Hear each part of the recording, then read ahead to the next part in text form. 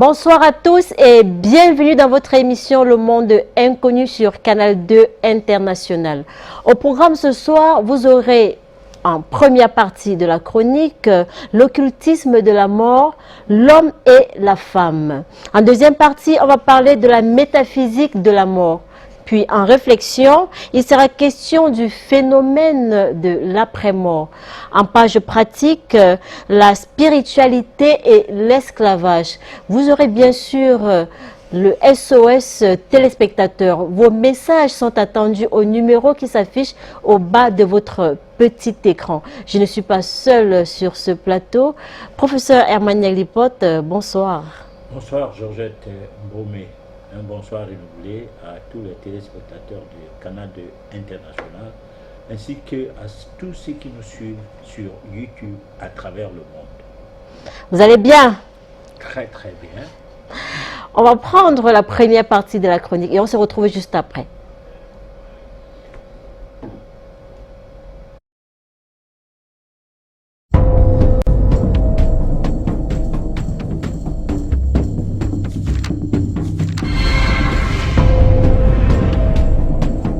Occultisme de la mort, l'homme et la femme.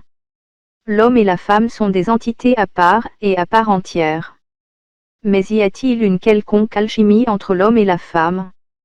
C'est bien la question que nous essayons de répondre au cours de cette édition, s'agissant de l'ésotérisme de ces deux entités. Du point de vue métaphysique, un embrasement entre l'homme et la femme est une énigme qui doit être ressentie sous la manifestation d'un fruit mystérieux. La grande surprise est que l'homme ou la femme ont une vraie position dans l'univers totalement ignoré d'eux-mêmes. Ils forment un royaume sur le plan du microcosme. L'homme est, de notre Père céleste, et la femme étant le réceptacle, de notre Mère, la terre. Cette surprise est que l'homme doit vibrer sous le prisme des anges, du Père céleste, et la femme, celui des anges de la Mère, la terre. Mais où se trouvent ces deux royaumes? Difficile de dire. Le fait d'être né de la femme, et le fait qu'il ait eu un accouplement avec l'homme, les écrits antiques nous apprennent que, votre mère, la terre, est en vous et vous êtes en elle. C'est elle que vous a enfanté et qui vous a donné la vie. C'est à elle que vous êtes redevable de votre corps, et c'est à elle que vous devrez le rendre un jour. Heureux serez-vous lorsque vous serez arrivé à la connaître, elle et son royaume, lorsque vous recevrez les anges de votre mère, la terre, et lorsque vous vous conformerez à ses lois. En vérité, celui qui est arrivé à cela ne verra jamais la maladie, car le pouvoir de votre mère, la terre, domine tout. Et il détruit, Satan, ainsi que son royaume, et la loi de votre mère, la terre, régit tous vos corps physiques, esprit et l'âme comme tous les êtres vivants. Le sang qui coule dans nos veines procède de notre mère, la terre. Son sang tombe des nuages, jaillit du sein de la terre, murmure dans les ruisseaux des montagnes, coule largement dans les fleuves des plaines, dort au sein des lacs. L'air que nous respirons est né du respire de notre mère, la terre. Son souffle est azuré dans les hauteurs des cieux, il murmure au sommet des montagnes, susurre au travers des feuilles de la forêt. La rigidité de nos os proviennent de notre mère, la terre, des roches et des pierres. Leurs éléments sont à nu, face au ciel, au sommet des montagnes. La souplesse de nos muscles est née de la chair de notre mère, la terre. Cette chair, jaune et rouge, fournit la substance des fruits des arbres, elle nous donne aussi la nourriture qui jaillit des sillons des champs. Nos viscères sont formés des entrailles de notre mère, la terre, et sont cachés à nos yeux ainsi qu'il en est pour les profondeurs invisibles de la terre. La lumière de nos yeux, le pouvoir d'entendre de nos oreilles, sont nés des couleurs et des sons de notre mère, la terre, car ils nous baignent tout entier ainsi que le font les vagues de la mer pour le poisson ou les remous de l'air pour l'oiseau. Face à tout ce qui précède, il y a lieu de rechercher la nature des problèmes concernant la vie de l'homme et celle de la femme. Et bien évidemment, il s'avère que c'est l'ignorance qui en est la cause première de nos problèmes. En retraçant tout ceci, nous tombons sur l'alchimie entre l'homme et la femme. Tout va se caractériser par une sorte d'attirance incontrôlable et réciproque entre deux personnes, en une sorte de connexion physique et émotionnelle intense. Nous sommes là dans le classique qui implique le côté charnel, de deux cœurs et de deux corps qui se cherchent pour se mettre au même diapason. tout est resté sexuel tant du côté de la séduction à travers le regard et le gestuel, que d'accouplement. Le manque de sexe peut affecter le sommeil. Durant l'acte sexuel, le corps produit en effet des hormones, prolactine, mélatonine, ocytocine, qui améliorent la qualité du sommeil. D'ailleurs, chez un grand nombre de personnes, se priver de sexe peut entraîner la déprime, l'anxiété, etc.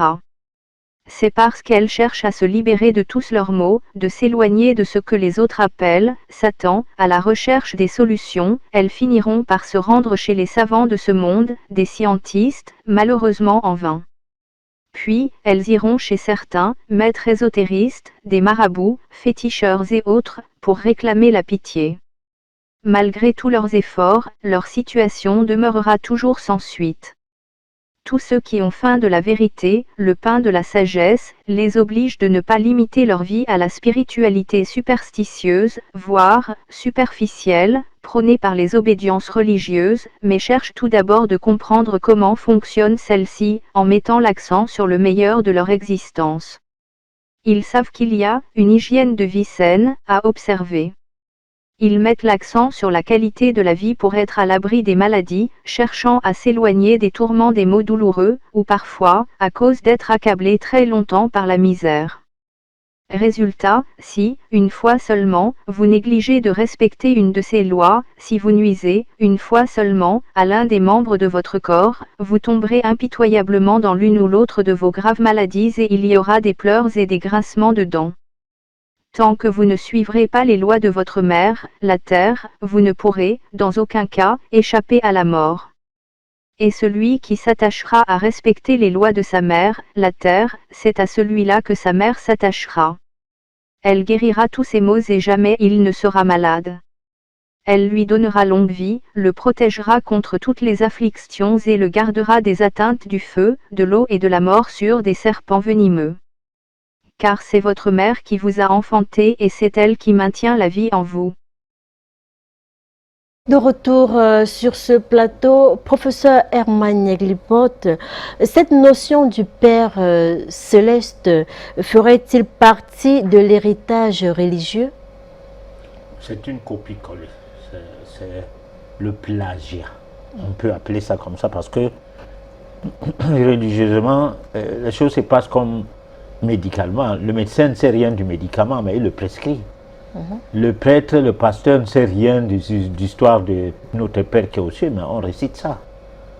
Bon, donc nous, on a pris la décision, dans un proche avenir, de revenir sur la tradition de ces récits de notre Père qui est aux cieux, pour bien situer le contexte. Quel est le rapport entre ce Père des cieux-là et l'homme que nous sommes? C'est l'homme avec un grand H, ou alors l'homme mâle.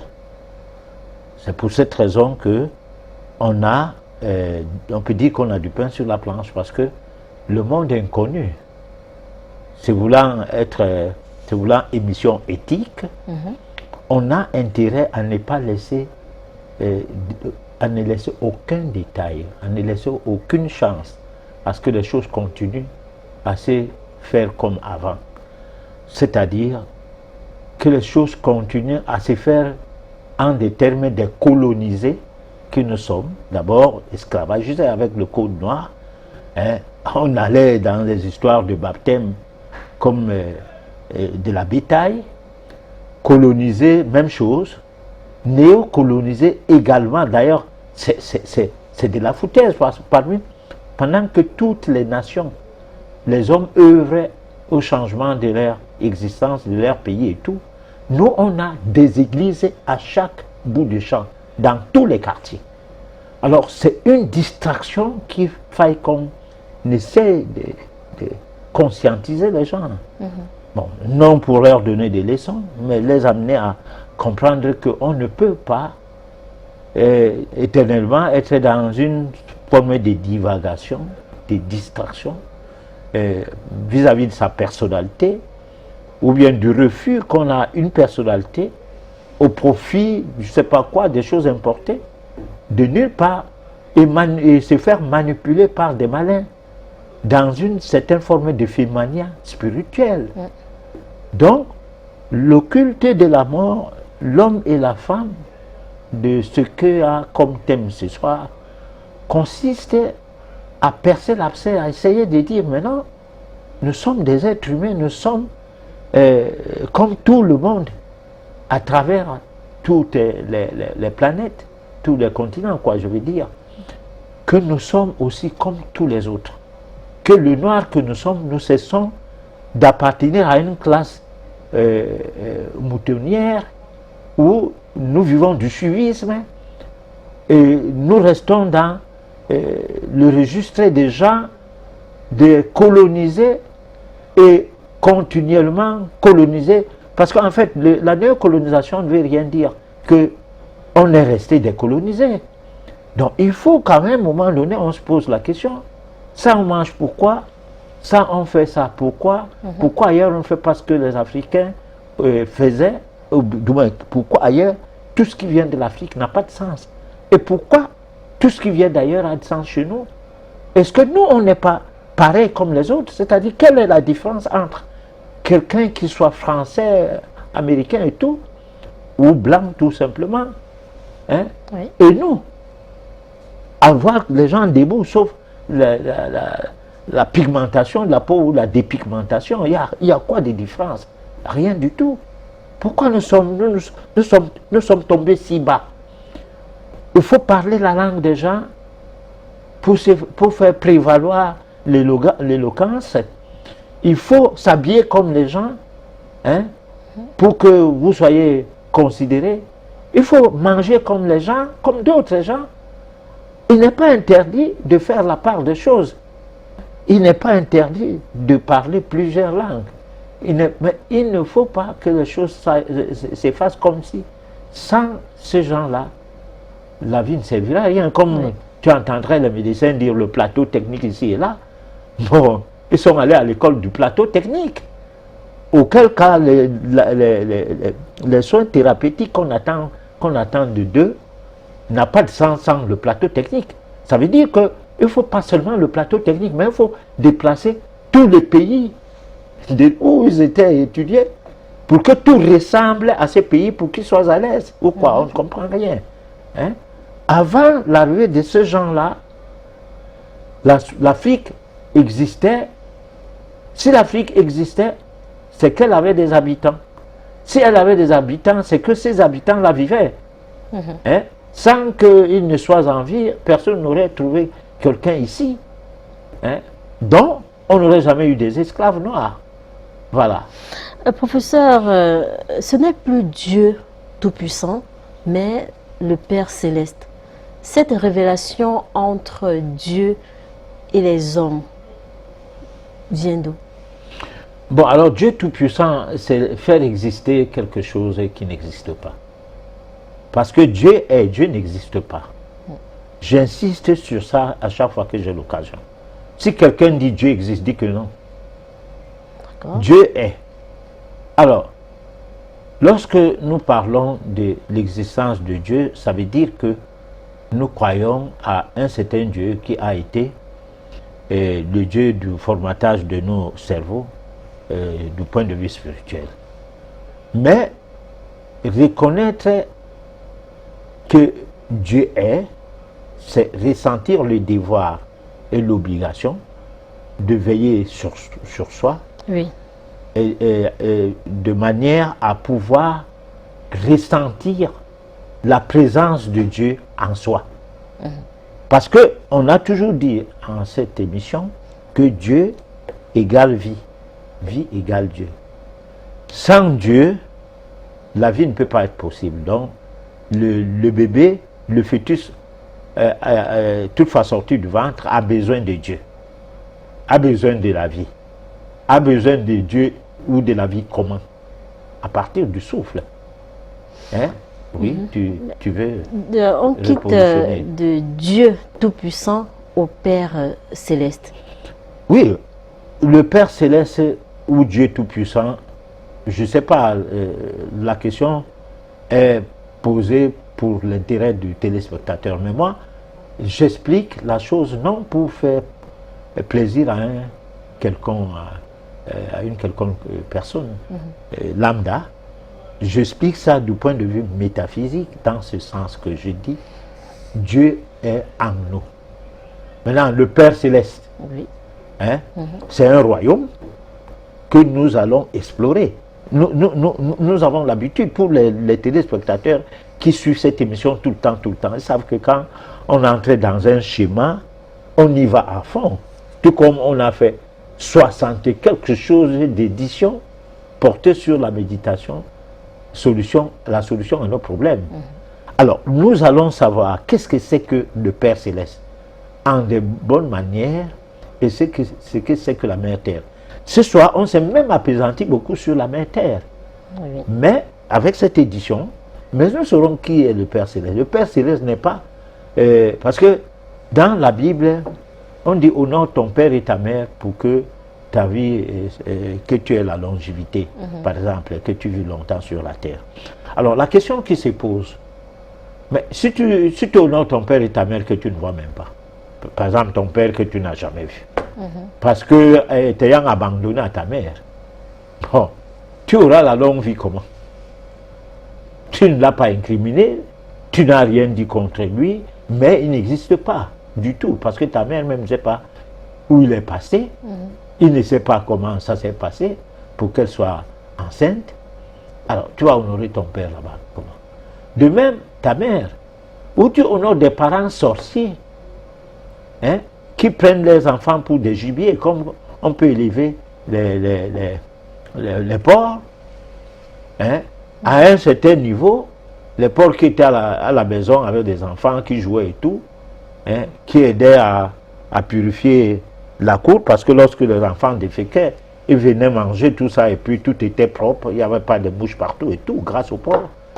Donc, ils ont travaillé pour le compte de cette famille, ayant confiance qu'ils sont chez eux, et ils sont pareils comme les autres gens, dans leurs yeux flamboyants et tout, tout se passe bien, et un jour on les attrape, ou on attrape un de ces porcs, et on veut le mettre à mort, il commence à crier, les larmes coulent.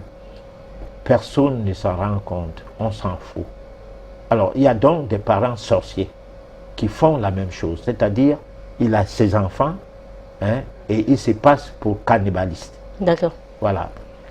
Professeur, pourquoi prier le Père, le Notre Père qui est aux cieux, et non notre Mère qui est sur la terre?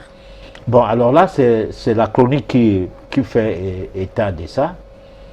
C'est-à-dire que nous pensons que la prière de notre Père qui est aux cieux, si nous avons dit que nous allons revenir, c'est qu'on va même bien édifier cela en termes du texte authentique, qu'en termes de l'explication qui est en rapport avec ces textes-là, hein, et peut-être même ses origines, d'une part. Et d'autre part, on ne prie pas le Père qui est aux cieux, parce que du point de vue métaphysique, la prière ne sert à rien. Mais comme la force métaphysique, la force occulte, la force, le pouvoir passe par la parole, la pensée, la parole et les actes, on prononce des paroles d'autosuggestion ou de suggestion qui sont des paroles fortes et qui doivent aller dans le sens d'un but à atteindre.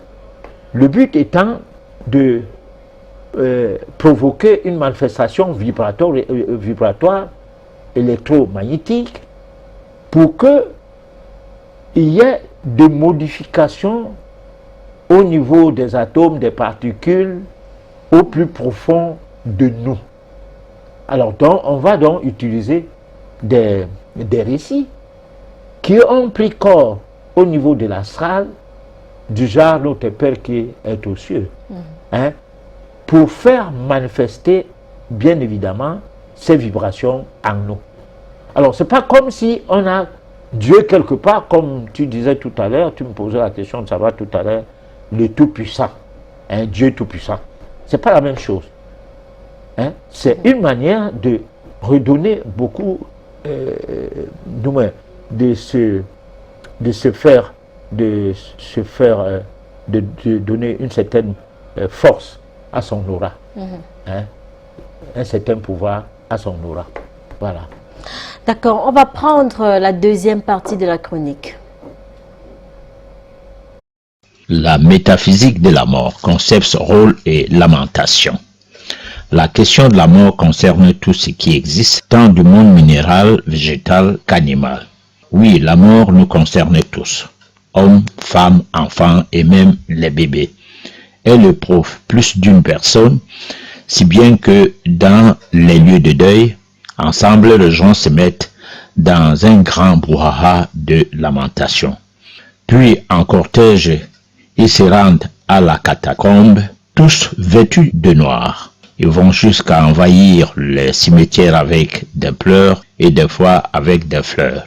Parce que la mort nous concerne tous, c'est pour cela que depuis la nuit des temps, les lieux de deuil se veulent sacrés. Cependant, de nos jours, la dépravation régnant en maître, ces lieux profanés sont tombés dans la perversion.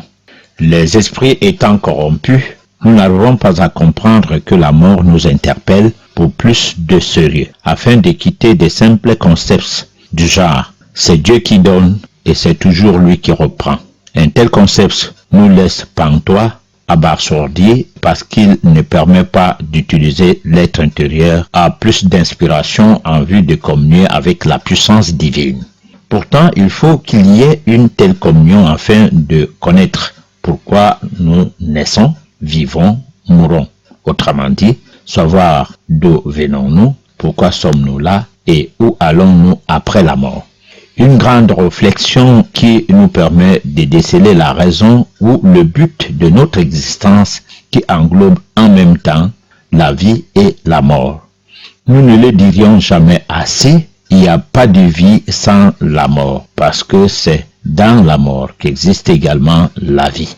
Ceci étant, il s'agit d'un phénomène qui voudrait que nous nous donnions à fond à rechercher le pourquoi des choses dans sa dimension sublime, en utilisant la technique de la méditation évolutive et transcendantale. Rien à voir avec la prière, quand bien même qu'il s'agisse de la prière force. Le but étant de demander à ce que le ciel nous permette par les canaux de la révélation la grâce d'avoir à nos côtés et pour toujours le guide spirituel qu'il nous faut. Tout en étant une énigme pour tous, la mort nous amène à transcender tous les aspects de la vie dans toute sa dualité. Elle nous facilite la compréhension des tenants et aboutissants des cycles de vie rythmés par un mécanisme vibratoire impulsant de manière cyclique l'évolution chez un ensemble de personnes, d'une part, et d'autre part, chez un individu précis concernant son évolution divine personnelle. Eh bien, nous n'avons qu'à cesser de nous focaliser sur des concepts matérialistes qui se confondent dans un manque de distinguo entre le spirituel et le négatif. Hermoine Glipote, il n'y a pas de vie sans la mort. C'est dans la vie qu'on retrouve la mort. Est-ce qu'on devrait se lamenter après la perte d'un proche? Mais on ne se lamente pas parce que quelqu'un ne doit pas mourir. La preuve, quand quelqu'un a les moyens, on célèbre vite sa mort. Donc, étant à l'hôpital, déjà, on commence à calculer comment ça doit se passer,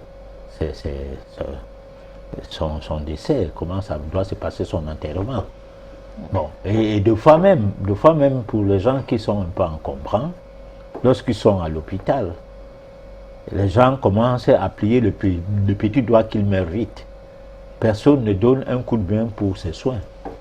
Mais dès que le décès est déclaré, allez, c'est fini. Il y a la cotisation, une grande tontine, et puis les gens vont célébrer son deuil à grande pompe avec des fanfares et tout, et à coût de millions. Pendant qu'il fallait peut-être 100 000 francs seulement pour le soigner. Bon, donc la mort, en fait, moi je pense qu'on n'a pas peur de la mort. On a peur de la mort individuellement. Et ce qui est légitime parce que personne ne se suiciderait à vouloir mourir, alors qu'il y a encore beaucoup de nourriture, beaucoup de boissons, beaucoup de sexe et tout. hein, qui accompagne sa vie. Et il n'aimerait pas quitter tout ce qu'il a fait comme travail, ses duplex, ses immeubles et tout, hein, ses voitures de luxe. Bon, alors donc là, on a un côté matériel qui est fascinant et qui a fait en sorte que l'homme a perdu complètement le sens de la vie. Il ne sait pas qu'est-ce que c'est que vivre aujourd'hui. Et c'est pourquoi nous disons que dans la vie se trouve la mort et dans la mort se trouve la vie. Comme pour dire que dans 24 heures, il y a le jour et la nuit. Tout s'embrase et tout s'effondre et devient la même chose. Alors, ça veut dire que tout est dualité. Vous vivez, vous mourrez, mais vous ne mourrez pas comme si vous êtes mort. Et une partie de vous, dans le corps physique, cède la place à d'autres corps pour que, du moins, il se libère des autres corps pour que les autres corps se retrouvent ailleurs, hein, et recommencent à zéro à fonctionner. Donc, d'où venons-nous? Pourquoi sommes-nous là? Et où allions-nous après que nous soyons transités, que nous ayons transité, que nous soyons plus vivants de la plus bonne manière, comme c'en est le cas là maintenant. Alors maintenant, on ne meurt pas. On est éternel. Mais sauf qu'on n'est pas éternel, le genre à s'y rendre compte. Hein? Oui. On ne se rend pas compte qu'on est éternel.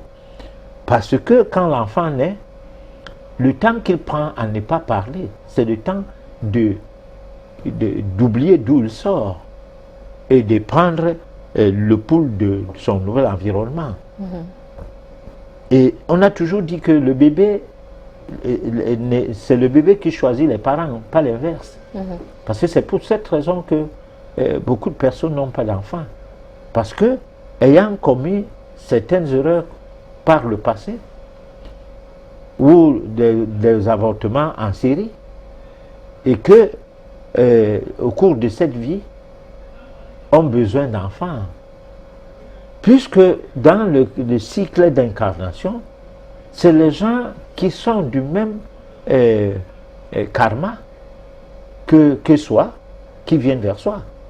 C'est-à-dire les gens qu'on rencontrait dans une autre vie, qui vous accompagnent. Mais si vous avez été quelqu'un qui marginalisait les gens, ne soyez pas étonnés que au cours de cette vie, on vous marginalise aussi. Donc vous n'avez aucun choix d'un fœtus, d'un bébé dans votre ménage. Voilà.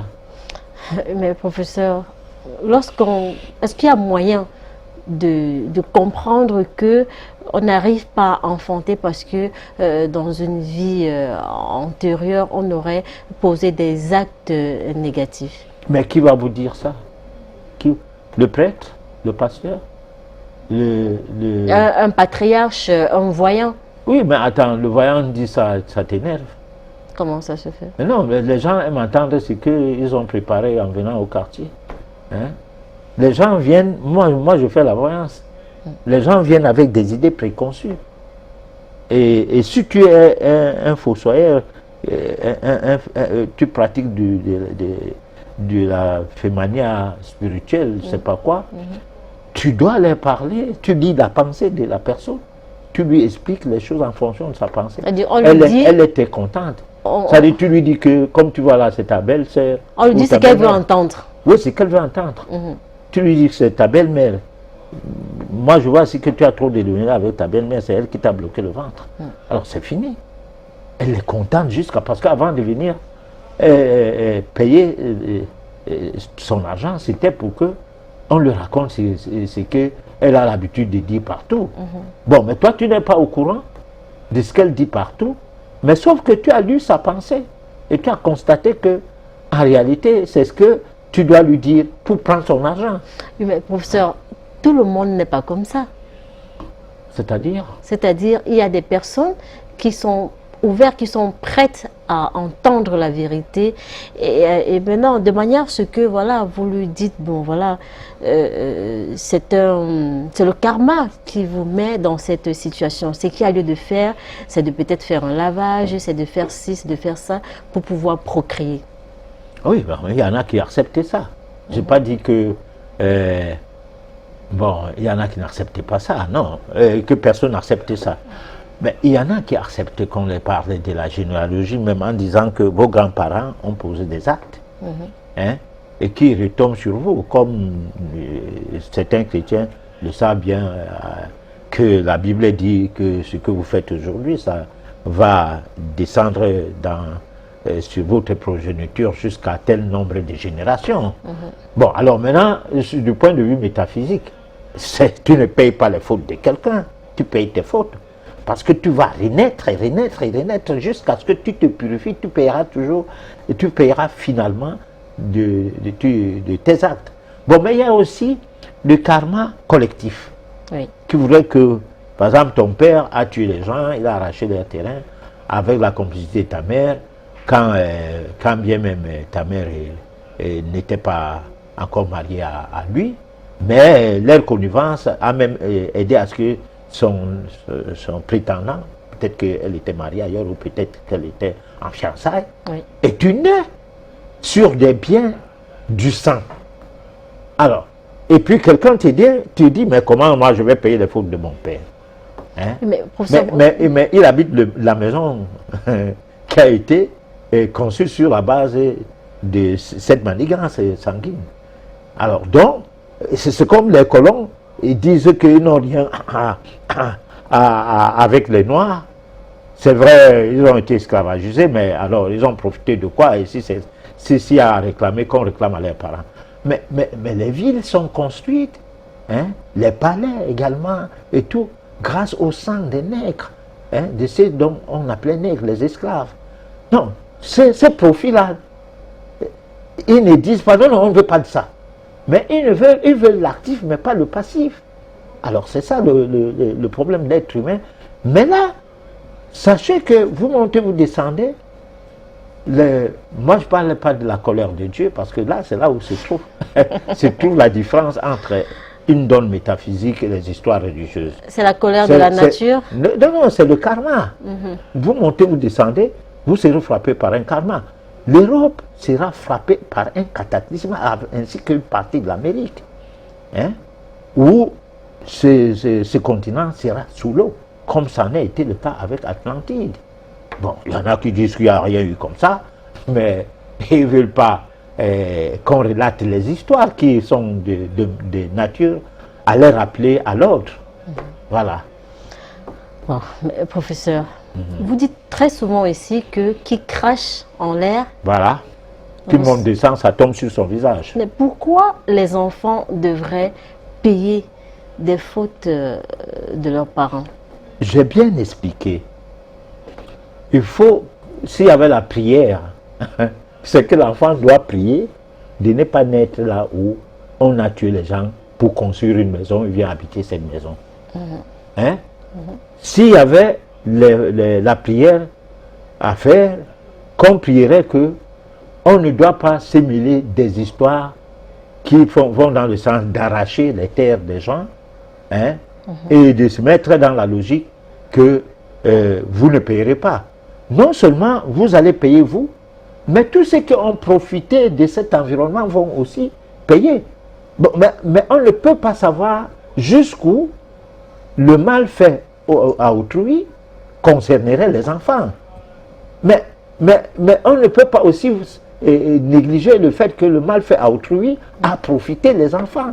Tu es dans une palace avec une barrière en marbre et tout, hein, tout est en verre, en vitre.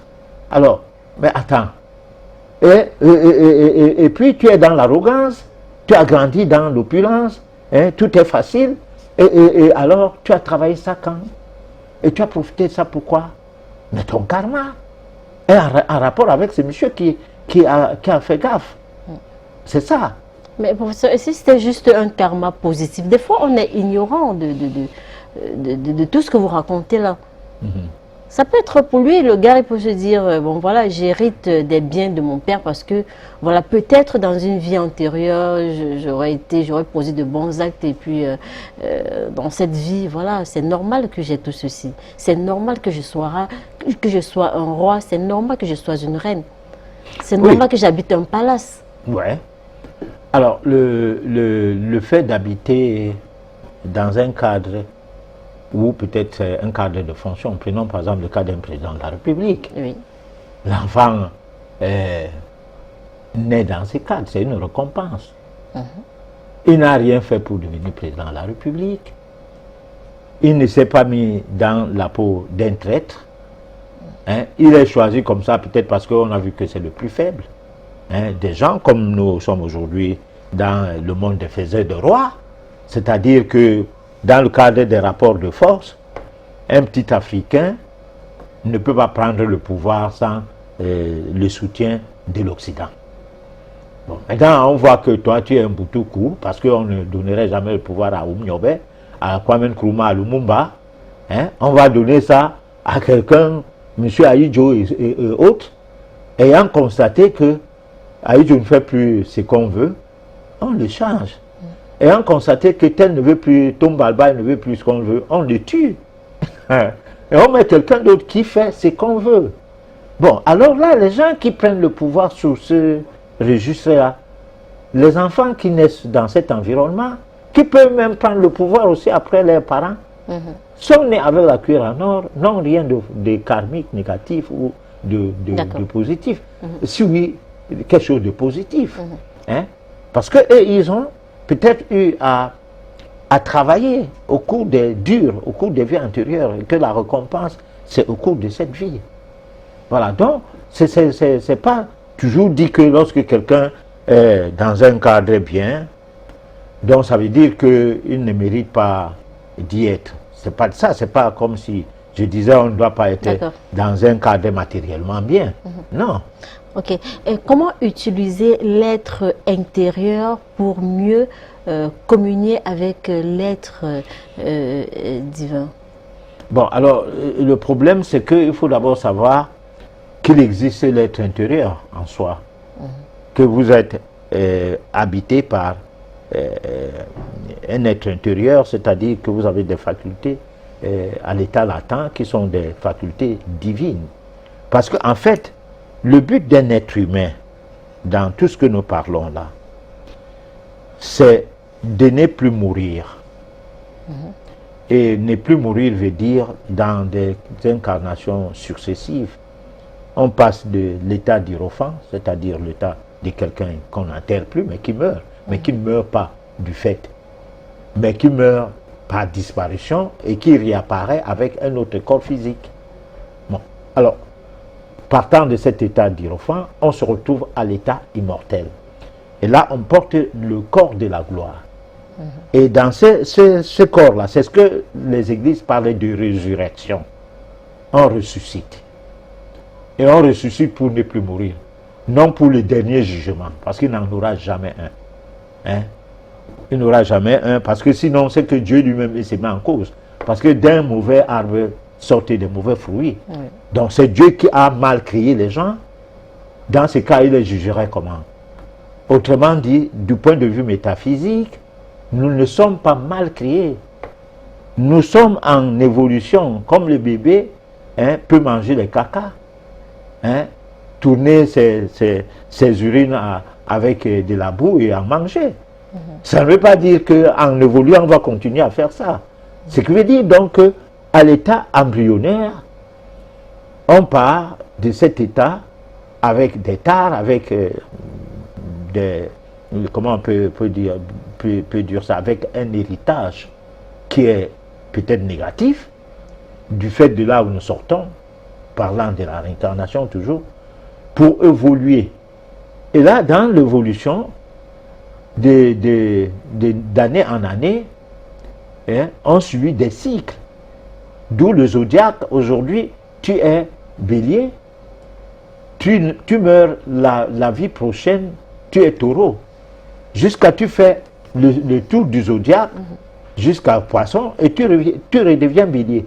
Et quand tu redeviens bélier maintenant, tu as moins les choses du côté négatif de bélier, moins que celui qui est bélier pour la première fois. Alors c'est pourquoi on constate souvent que tous les lions ne sont pas pareils, tous les vierges ne sont pas pareils. Simplement parce que ils ne sont pas au même diapason, nous sommes de manière cyclique. Ils n'ont pas évolué de la même manière.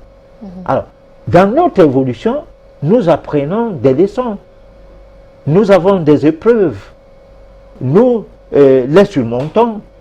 Et en surmontant ces épreuves-là, nous atteignons un niveau qui nous permet de monter à l'échelle numéro 1, numéro 2, ainsi de suite.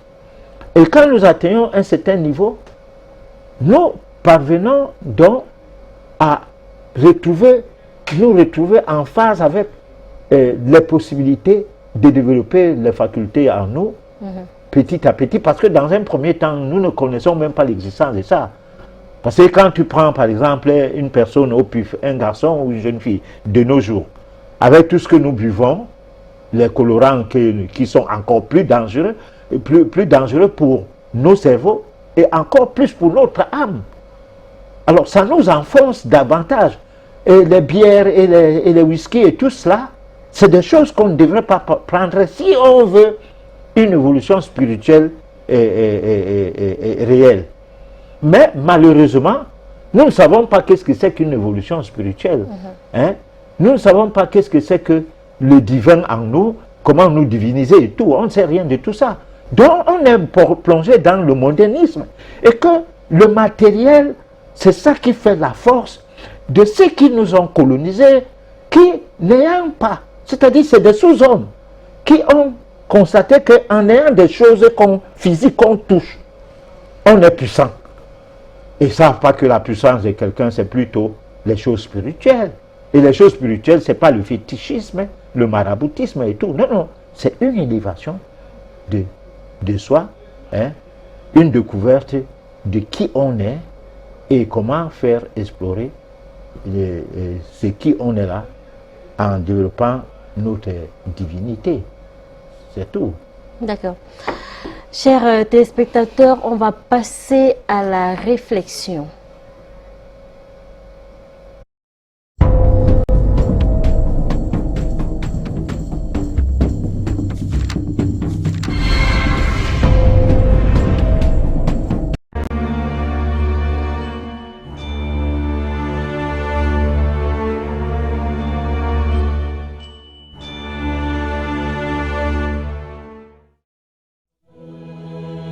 La mort est l'un des phénomènes les plus universels. Pourtant, c'est le moins compris. Les plantes meurent, les animaux meurent, les êtres humains meurent, toutes les créations humaines meurent. Les sociétés meurent, les villes meurent, les pays meurent, les civilisations meurent, les étoiles meurent, les planètes meurent, etc. Tout ce qui naît dans ce monde physique meurt. Tout ce qui a un commencement a une fin. Cependant, si la mort est si commune, pourquoi en avons-nous peur? Pourquoi la fuyons-nous? Pourquoi voulons-nous l'éviter? Pourquoi cela nous inquiète-t-il? Nous désirons savoir quelque chose du destin qui nous attend, et ce qu'est la vie en soi. Il nous est indispensable, avant tout, de savoir ce que nous sommes. Ceci est urgent, non différable, inajournable. Le corps physique en lui-même n'est pas tout. Un corps est formé d'organes, et chaque organe est composé de cellules. Chaque cellule est composée, à son tour, de molécules, et chaque molécule est composée d'atomes. Si nous fractionnons n'importe quel atome, nous libérons de l'énergie. Les atomes, eux-mêmes, se composent d'ions qui tournent autour d'électrons, de protons, de neutrons, etc. Tout ceci est bien connu de la physique nucléaire. En dernière instance, le corps physique se résume à différents types et sous-types d'énergie, et cela est très intéressant. La pensée humaine, elle-même, est énergie. Certaines ondes qui sortent du cerveau peuvent être savamment enregistrées. Nous savons que les scientifiques mesurent les ondes mentales avec des appareils très sensibles, et ils sont classés en fonction des microvolts. Ainsi, en dernière instance, notre organisme se réduit à différents types et sous-types d'énergie. Ce que nous appelons matière n'est que de l'énergie condensée. C'est pour cela qu'Albert Einstein dit « La masse se transforme en énergie, l'énergie se transforme en masse ». Ainsi, en ultime synthèse, ce que nous appelons matière est simplement de l'énergie condensée. Le corps physique possède un fond vital organique. Je veux me référer au Lingam Sarira des théosophes. La condensation biothermo-électromagnétique. Ce corps est le siège de la vie organique. Aucun organisme ne pourrait vivre sans le corps vital. Chaque atome du corps vital pénètre à l'intérieur de chaque atome du corps physique et le fait vibrer et scintiller. Tous les phénomènes chimiques, physiologiques et biologiques, tout phénomène de perception, tout processus métabolique, toute action des calories, etc., ont leur base dans le corps vital. Ce corps est réellement une sorte de double organique. Par exemple, si un bras de ce double vital sort du bras physique, nous sentons notre main s'endormir. Si on retirait définitivement le corps vital d'une personne sans le lui rendre, la personne physique mourrait. Cependant, ce corps n'est rien d'autre que la section supérieure du corps physique. C'est la partie tétradimensionnelle du corps physique. Les textes védiques considèrent le corps physique et le corps vital comme un tout, comme une unité. Un peu au-delà du corps physique et de son assise vitale organique, nous trouvons l'ego. L'ego, en lui-même, est une somme de divers éléments inhumains que nous portons à l'intérieur de nous. Il est évident que ces éléments sont appelés colère, convoitise, luxure, envie, orgueil, paresse, gourmandise, etc. Il y a tant de défauts que, même si nous avions 1000 langues pour parler et un palais d'acier, nous ne parviendrions jamais à tous les énumérer. Il y a des personnes qui divisent le moi en deux, le moi supérieur et le moi inférieur. Ils veulent que le moi supérieur contrôle le moi inférieur. Ces gens ne veulent pas se rendre compte que la section inférieure et la section supérieure sont la même chose. Le moi en lui-même est le temps.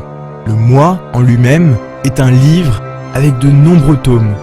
Dans le moi se trouvent toutes nos aberrations, tous nos défauts, tout ce qui nous transforme en véritables animaux intellectuels, au sens le plus complet du terme. Certains disent que l'alter ego est divin et l'adore. C'est une façon de chercher des excuses pour sauver le moi, pour le diviniser. Le moi est le moi et c'est tout. Le moi est le moi et c'est tout. Professeur Emmanuel Lipote. Oui, bon, on a dit qu'il faut dompter son ego. Parce que l'ego, en fait, n'est que une concoction des défauts.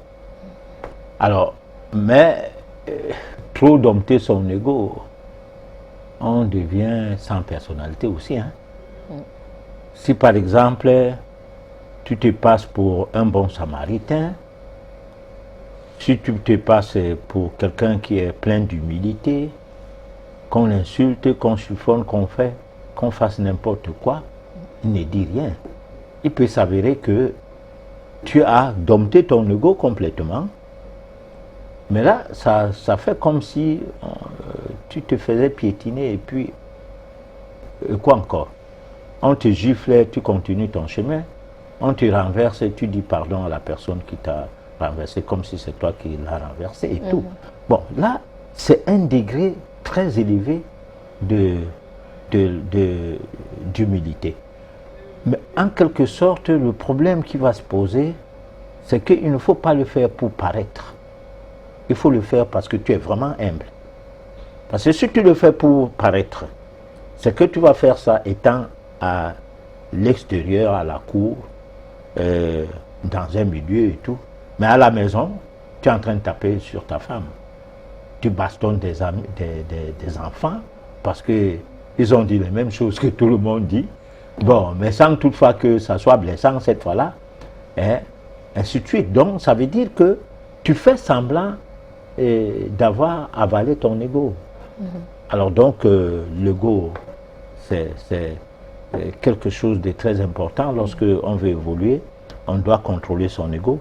Parce que c'est en contrôlant son ego qu'on va pouvoir atteindre le niveau qui permettra à ce que l'être intérieur dont il a parlé, dont il était question là, le moi, hein, soit développé. Et le développement de ce moi passe par le travail à faire sur les facultés qu'on a qui sont à l'état latent. Voilà. D'accord. Prenons à présent la page pratique.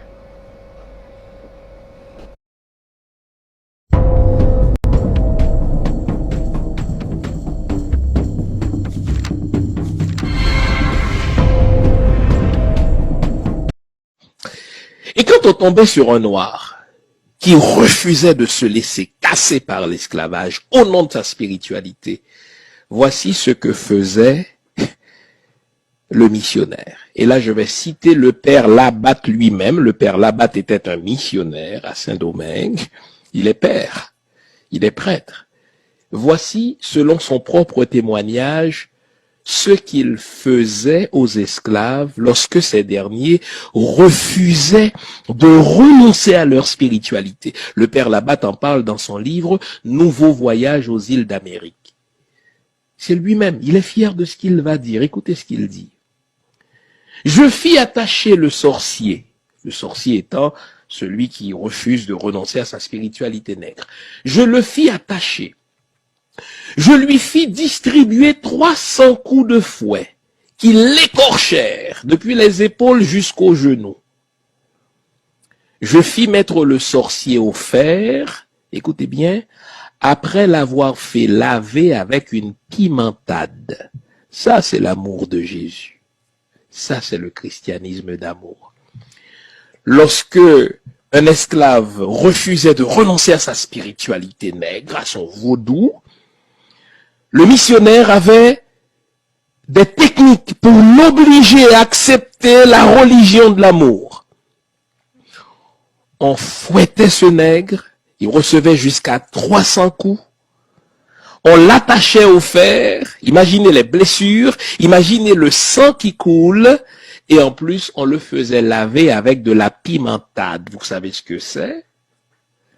On se servait. Professeur Hermaniel porte un commentaire par rapport à cet élément?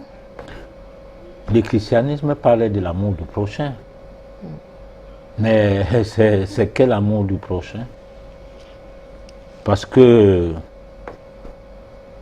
les gens aujourd'hui sont dans le suivisme, sont des assimilés. Ils croient que c'est comme ça que ça a commencé. Personne n'est allé à l'église de son vœu. Et ce qui prouve que l'homme noir, ce n'est pas le blanc qui l'a enseigné Dieu. C'est des vidéos pareilles, c'est-à-dire il y avait des gens qui croyaient en Dieu. Mais ils croyaient soit au Dieu de leurs ancêtres, parce que même les autres croient seulement au Dieu de leurs ancêtres. Les Chinois croient au Dieu selon la Chine. On essaie de moderniser, entre guillemets, ou alors de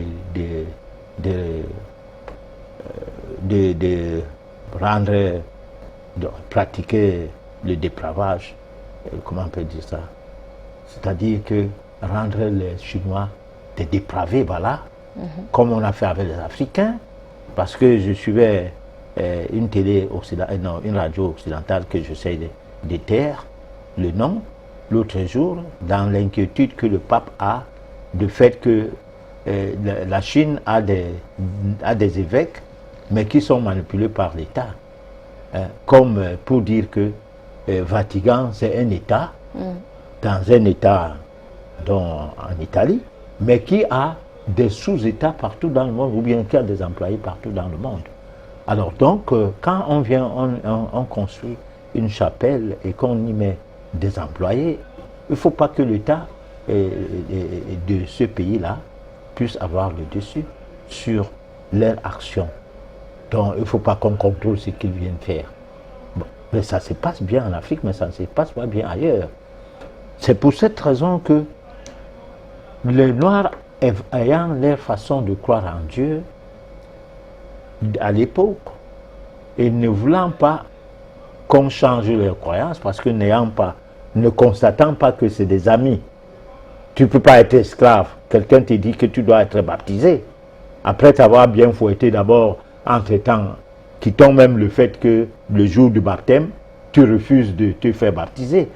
Hein? Mais tu ne sais pas en quoi il te parle de l'amour du prochain alors que tu es tout le temps sous pression des bastonnades, des maltraitances et tout.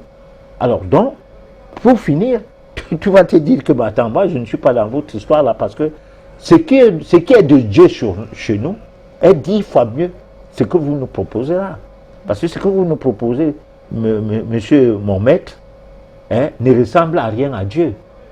Vous êtes un homme brut et tout, et puis on va te bastonner très bien.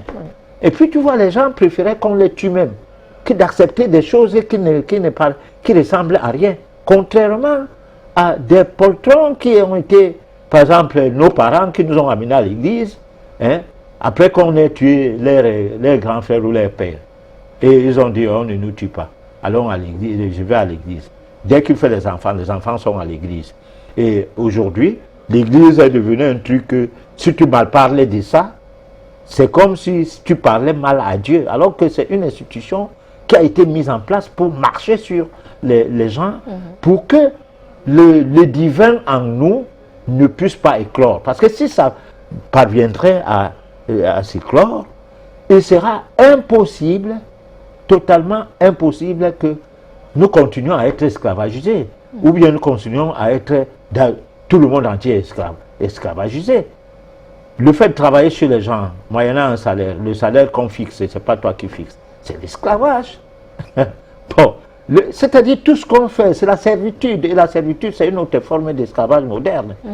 Donc, c'est ce qui veut dire donc que si on permet aujourd'hui que les gens évoluent, s'élèvent, et atteignent leur niveau de divinité nécessaire, mais nous serons pas quasiment au même pied d'égalité, mais disons, nous ne serons pas au même pied d'égalité, mais nous serons quasiment au même pied d'égalité, c'est-à-dire on va se tutoyer. Ça ne sera pas que la basse classe, hein, la plus petite classe encore au-delà de la basse classe, la classe moyenne et la bourgeoisie. Ça sera plus là. Voilà. D'accord. Chers téléspectateurs, c'est votre moment. Vous avez la possibilité d'envoyer les messages au numéro qui s'affiche au bas de votre petit écran. Le SOS téléspectateur.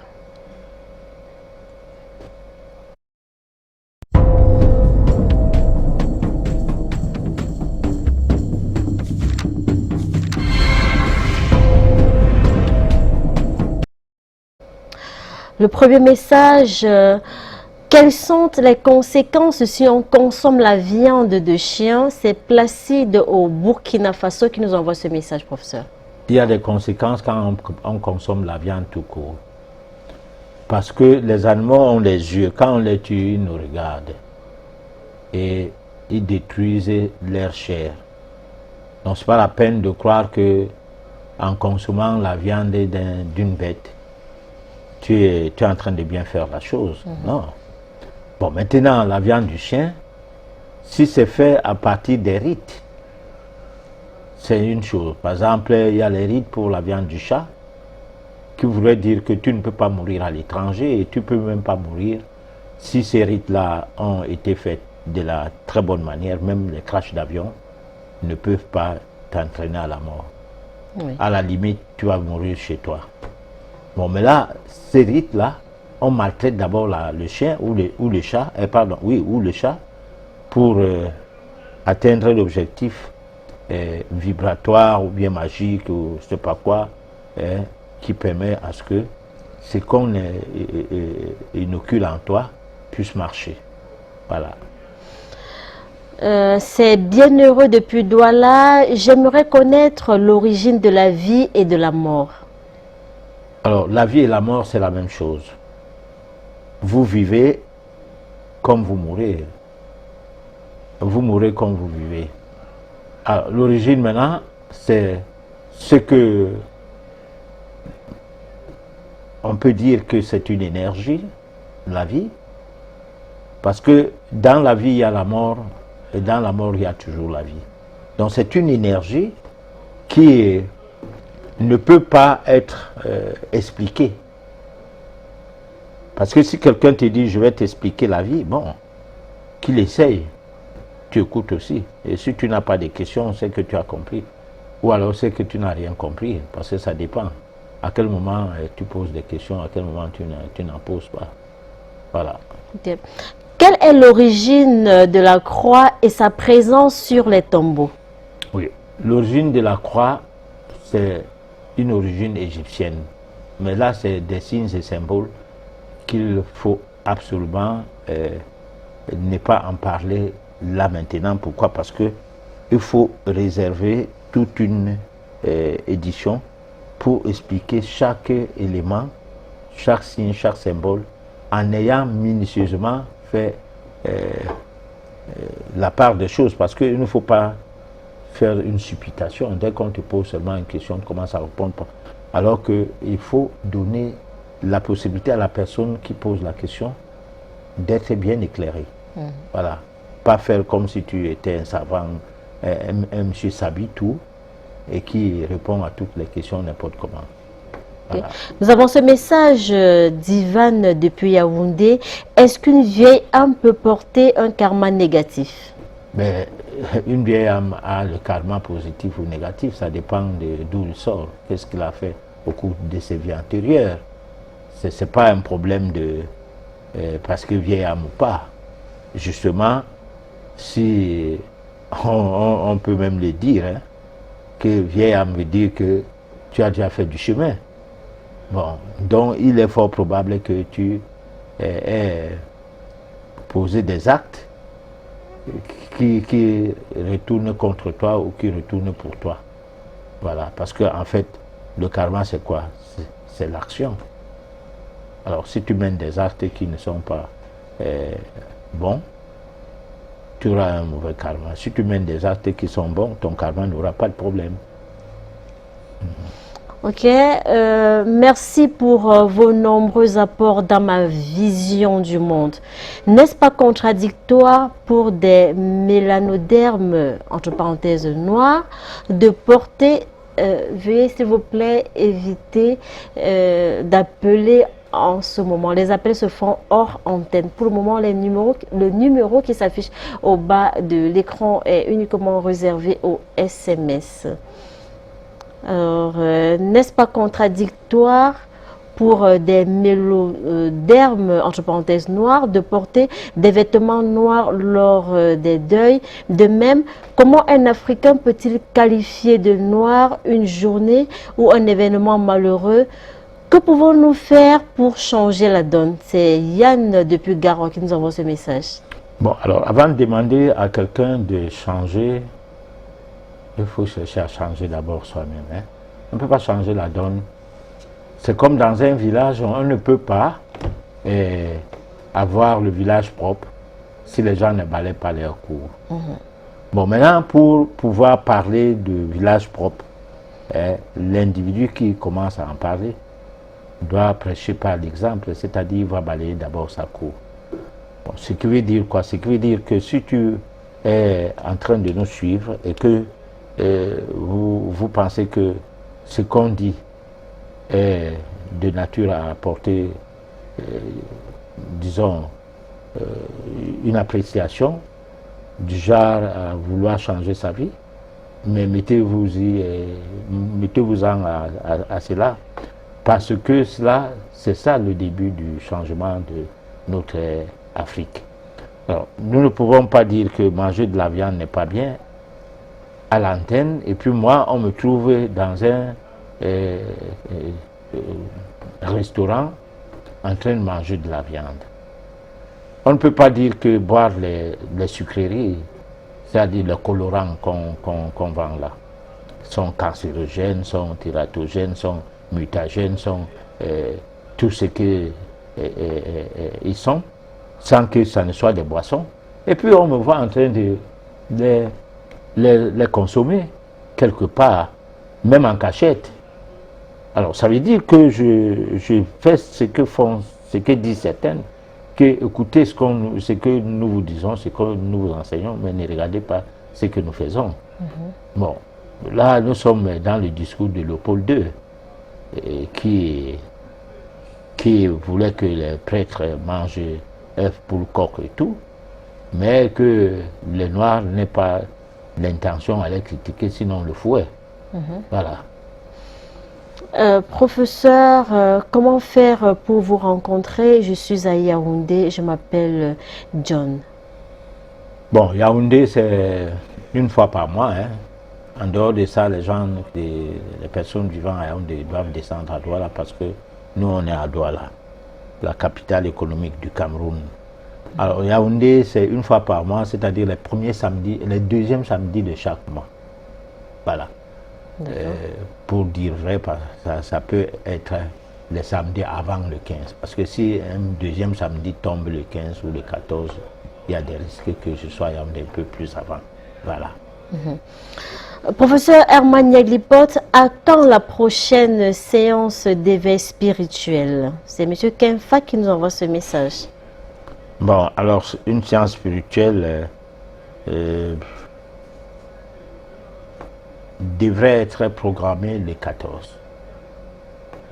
Mais nous ne programmons pas les séances spirituelles pour les programmer, d'éveil spirituel, je veux dire. Nous les programmons pour atteindre un objectif. Dans ce mois, il n'y aura pas d'éveil spirituel. Pas du tout. Voilà. Ok. Patriarche, merci beaucoup pour vos enseignements. Ma femme et moi, nous entendons toujours pas. Comment faire, s'il vous plaît? Il faut faire une étude d'affinité pour voir les différences qu'il y a entre vous et votre épouse. Et c'est à partir de cette étude que vous comprendrez qu'est-ce que vous devez faire. Parce que la voyance peut bien vous aider, mais ça risque d'être dans le sens de est-ce c'est un problème de sorcellerie, est-ce c'est un problème d'avoutement ou de pratique de magie noire, c'est-à-dire qu'on est mis au travers de votre chemin quelques poudres pour perturber votre relation. Ça aussi, on peut chercher à comprendre cela.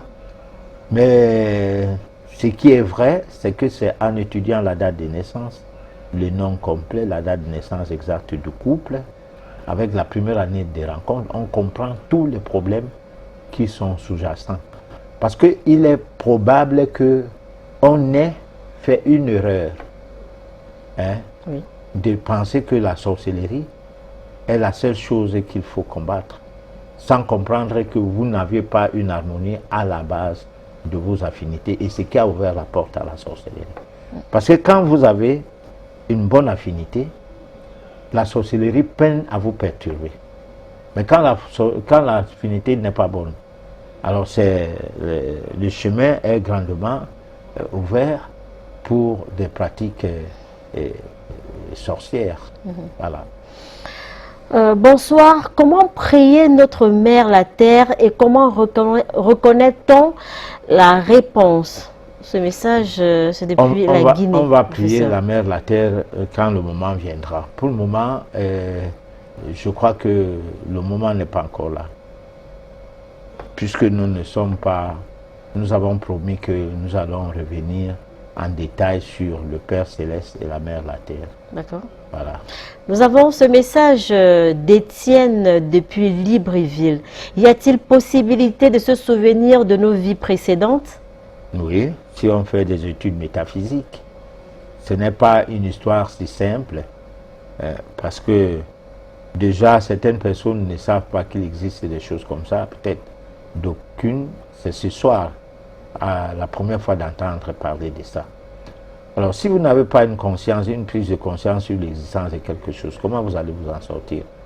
Vous ne pouvez pas. C'est quand vous savez bien que ce que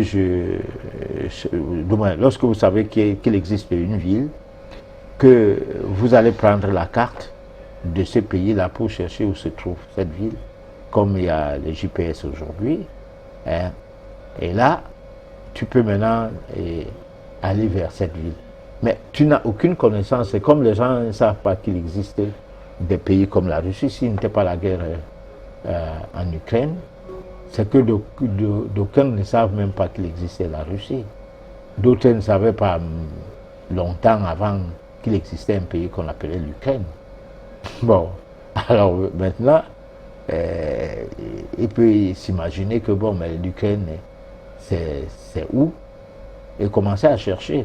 Donc, autant notre existence, nous manquons la possibilité de savoir jusqu'où nous sommes interpellés à faire attention pour elle, c'est-à-dire pour notre existence, autant nous ne pouvons rien faire sur des choses que nous ne connaissons pas, mais qui sont pourtant en nous.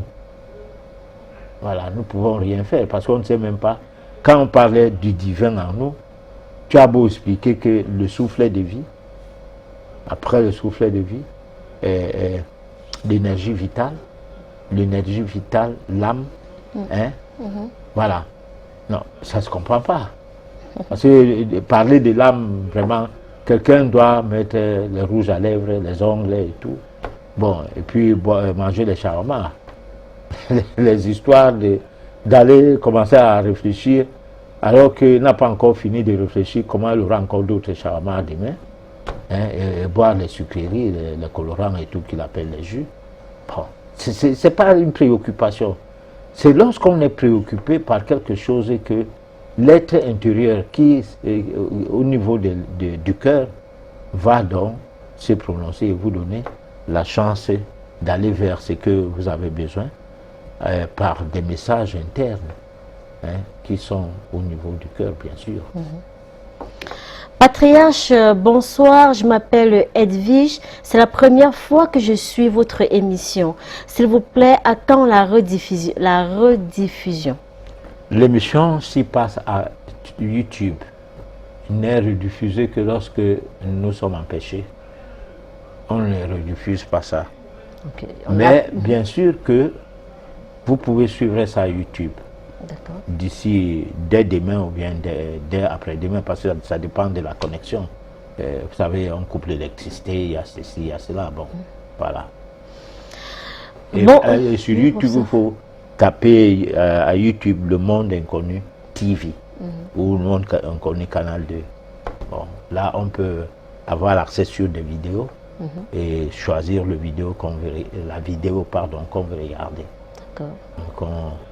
Comme en prenant acte sur la date, parce que là maintenant nous sommes au 11. La vidéo du 11 va bien permettre, on peut aussi s'abonner si on a besoin d'être alerté à chaque fois qu'il y a une nouvelle vidéo. Voilà. Bonsoir et merci pour votre émission.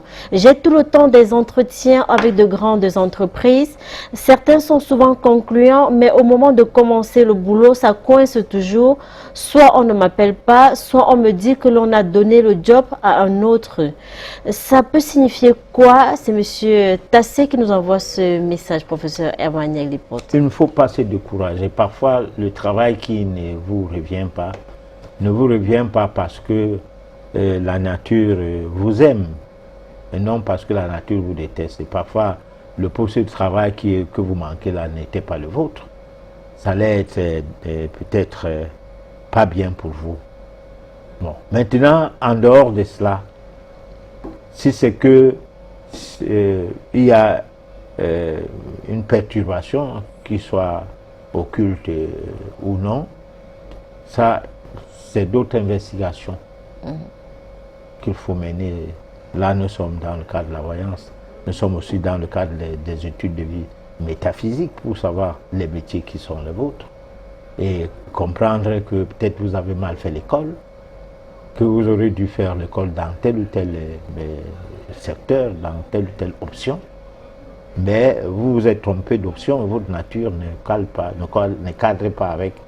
Et ça fait que les vibrations qui sont les vôtres ne concourent pas à faire vibrer la machine électromagnétique qui attirerait la chance vers vous par rapport à certains postes de travail.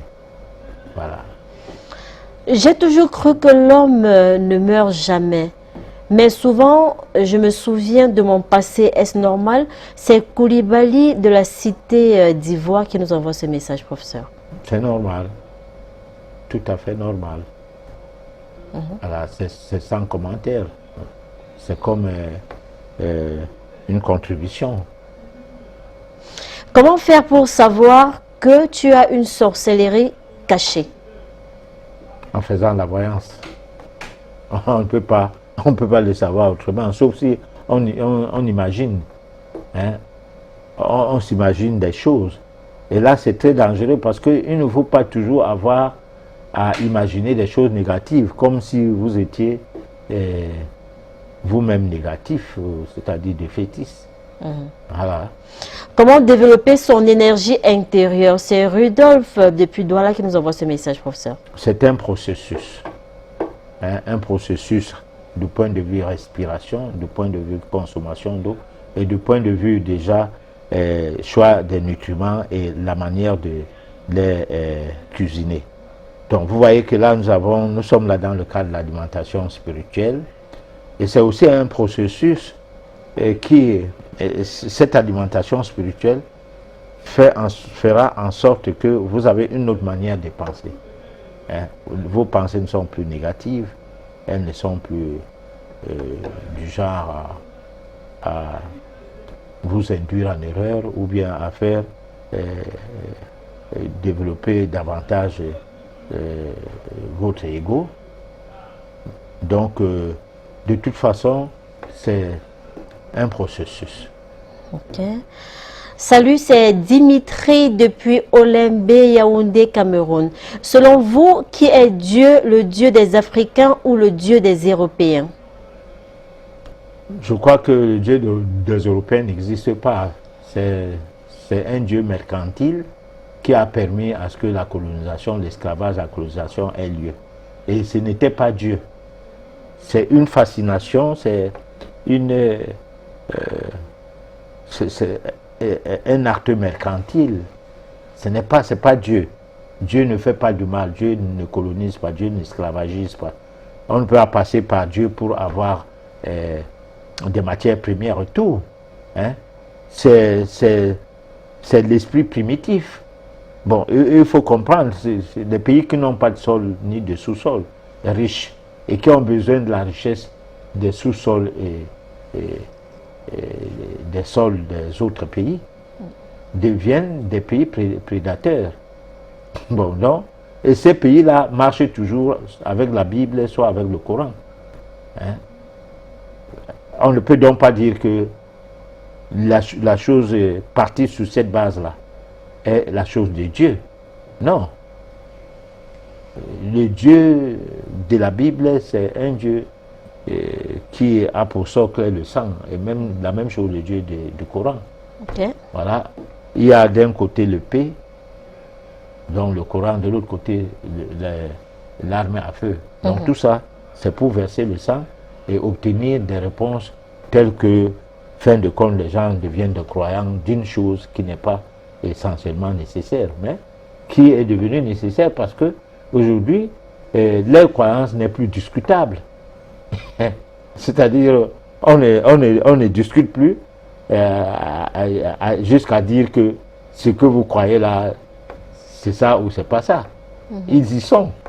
Voilà.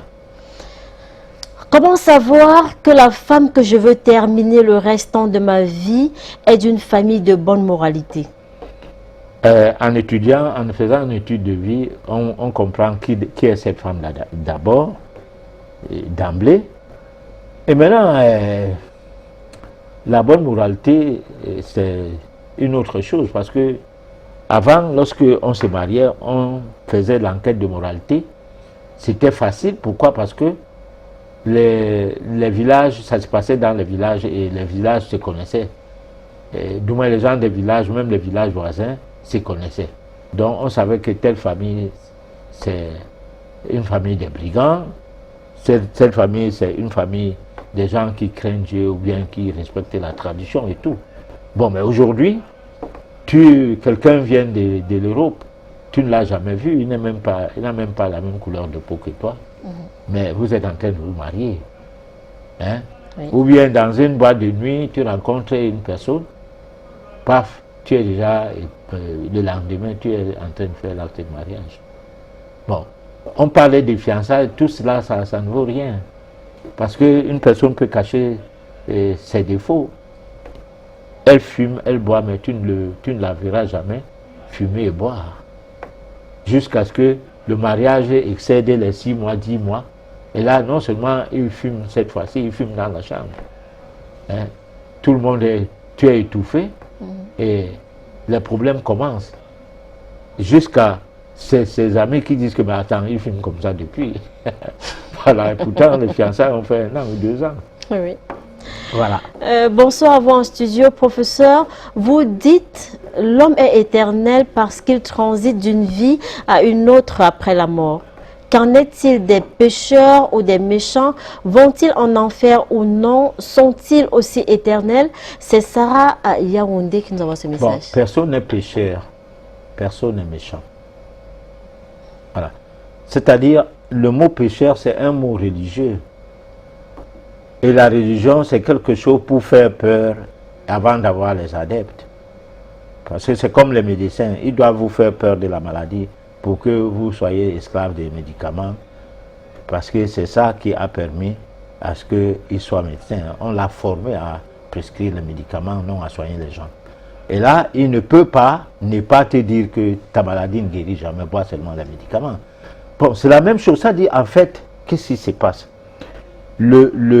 Toute la structure de la colonisation est restée telle que avant l'indépendance, après l'indépendance, nous avons la même structure. C'est-à-dire, lorsque les colons viennent ici, il ne fallait pas se soigner dans un environnement, du moins chez les thérapeutes, c'est-à-dire chez les guérisseurs, il ne fallait pas. Bon, ils venaient avec les médecines et c'était pour faire du job, c'est faire du beurre. Bon, donc on pourchassait tous ceux qui soignaient de cette manière. Et là, même en Europe, on parlait de la pratique du cycle de la médecine, donc il faut avoir les diplômes. Et avoir les diplômes pour être prescripteur de médicaments ne veut pas dire que tu soignes les gens.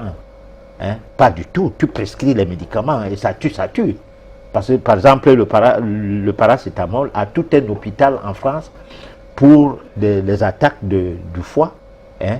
Et qu'en Afrique, on n'en trouve nulle part ce genre d'hôpitaux. Alors, ça veut dire quoi? Ça veut dire que... Et puis, dans cet hôpital, quand tu suis la vidéo, on l'a passé ici, c'est bien précisé là que certaines personnes qui sont mortes de paracétamol, ces personnes mortes de paracétamol le sont par le biais des prescriptions de médecins qui n'ont pas beaucoup de connaissances en matière de l'intoxication du foie. Donc, on appelle ça les accidents médicaux. Alors, mais maintenant, celui qui a le diplôme a le droit de tuer les gens. Hein? Il est protégé par son diplôme. Alors, celui qui essaie de faire du bien et que par accident, il est mort d'homme, alors on le met en prison pour pratique du cycle de la médecine. Donc, ça veut dire quoi? Ça veut dire qu'on ne forme pas les gens pour aider à ce que la population s'en sorte. Mais on favorise plutôt à ce que les produits, une certaine médecine, ces produits soient vendus. Bon, donc moi je pense qu'on doit comprendre le fondement même de notre société. Alors, soit tu pries, là c'est toujours quelque chose qui est venu du colon, soit tu te soignes avec les médicaments, c'est blanc, bonnet, blanc. Alors quand ça dépasse l'hôpital, tu pars à l'église, il n'y a pas de problème. Mais si tu pars chez les tradipraticiens, l'hôpital est contre, l'église est contre. À l'église, on te dit que Matthieu chapitre 15, la tradition est montée, descendue. Bon, à l'hôpital, on te dit ne pas chez les charlatans. Alors là, ici, il y a une mauvaise utilisation du mot charlatan. Parce que charlatan veut dire vendeur d'illusions, menteur. Bon, alors, si un diabétologue a le diabète et ne guérit aucun diabétique, pourquoi on ne demande pas à ces gens-là de partir, qu'on ne guérit pas ici? Foutez les camps. Hein? Pourquoi les maintenir, pourquoi les retenir pour les faire boire des produits toxiques qui vont faire en sorte que certains auront leurs femmes au lit, mais leurs femmes vont devenir veuves parce qu'ils n'ont plus d'érection, hein, à cause du médicament, et que dans la notice, les effets indésirables, on dit que sont irréversibles. Ça veut dire que si tu arrêtes de boire le médicament, ton corps redevient normal. C'est ce qu'ils veulent dire avec tout cela. Mais malheureusement, on te dit de boire le médicament éternellement, jusqu'à la mort. Tu vas alors retrouver l'érection, surtout dans le cas de Amlor avec l'hypertension. Je vole comme un oiseau dans mes rêves. Est-ce une bonne ou mauvaise? C'est Yali Diop depuis le Sénégal. Bon, depuis le Sénégal, la personne va écrire sur WhatsApp. On va voir si son rêve est bon ou mauvais, parce que même quand bien même je n'interprète pas les rêves, mais j'arrive quand même à donner une orientation à certaines personnes quand ça me prend. Voilà. D'accord. D'après vous, quelle est la meilleure religion ou la meilleure façon de se connecter à la divinité? La meilleure façon de se connecter à la divinité, c'est de chercher la divinité en soi. Parce que Dieu est en nous. Je l'ai dit, la vie c'est Dieu, Dieu c'est la vie c'est Dieu. Dieu n'est pas quelque part où les gens ont construit une maison pour chercher les clients. Dieu n'est pas là-bas. La preuve, lorsque on y va, par exemple, lorsqu'on est malade, on va prier sur une personne dont sa maladie est causée par ses actes. Par exemple, la consommation d'alcool, tu as une cirrhose de foie. À l'hôpital, tu es parti de là parce que rien n'en tenait. À l'église, tu bois même avec le pasteur après le culte. Bon, mais pourtant tu pries. Et vous croyez que quelqu'un peut tromper Dieu? Si jamais Dieu était dans ce milieu, comment vous allez guérir alors que ce que vous faites est causé par votre maladie est causée par votre manière de vivre? Alors, on n'a jamais dit à l'église qu'il ne faut pas vivre de cette manière. On n'a jamais... D'abord, les prêtres et les pasteurs n'ont pas la connaissance qui permet de savoir pourquoi quelqu'un est malade. Étant donné que le médecin ne sait pas pourquoi quelqu'un est malade. Tu as le sida, un point, un trait, on doit te soigner. Tu as le diabète, un point, un trait, on doit te soigner. On ne cherche pas la cause de ta maladie, de façon à élucider ça. Et à voir que sans médicaments, on peut te conseiller comment faire pour que tu guérisses. Tu dois alors boire le médicament à vie. C'est ça la preuve que rien n'est prié. Voilà. D'accord. Salut professeur, c'est Michel depuis les USA. Ma fille, après un bref séjour au Cameroun, tout son corps fait mal depuis son retour.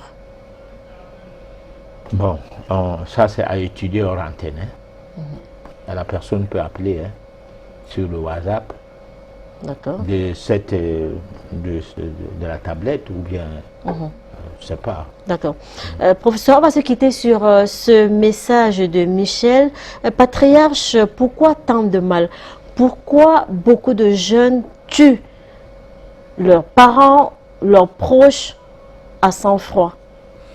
Oui, mais parce qu'on boit les taupes. Voilà. Les taupes ont des colorants qui, aujourd'hui, on est en train de constater que ces colorants-là sont les nanoparticules qui viennent de l'hydrocarbure et qui provoque ce qu'on appelle le déficit scolaire, une baisse du rendement scolaire. Les gens ont les diplômes mais n'ont rien dans la tête. Et le déficit de sociabilité. Donc, ils ne sont plus censés respecter les aînés et même les semblables. D'accord. Voilà. Le professeur Emmanuel Duporte, nous sommes arrivés au terme de cette édition. Votre mot de fin? Alors, mon mot de fin, c'est que nous continuons dans la même lancée. On va étudier les choses de fond en comble. Nous ne sommes pas dans une émission de débat, mais nous sommes dans une émission éthique quand même, pour essayer de voir à notre petit niveau les petites recherches que nous faisons, comment partager avec ceux qui nous ont choisi de nous accompagner dans ces vastes programmes de comment faire pour que l'Afrique démarre. Parce D'accord. qu'en fait, le véritable problème, c'est que le monde entier est concerné par cette émission, mais plus encore les Noirs africains. D'accord. Voilà.